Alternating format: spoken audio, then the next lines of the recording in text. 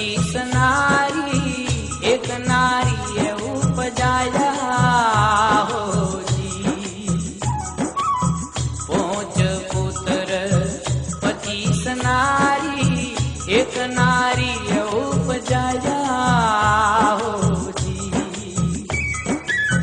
5-25 ने एक घर लावो, 5-25 ने एक घर लावो, रमना दौरा चलावो नगर में रमता जोगी आया हो जी। रमता जोगी आया नगर में रमता जोगी आया हो जी। रमता जोगी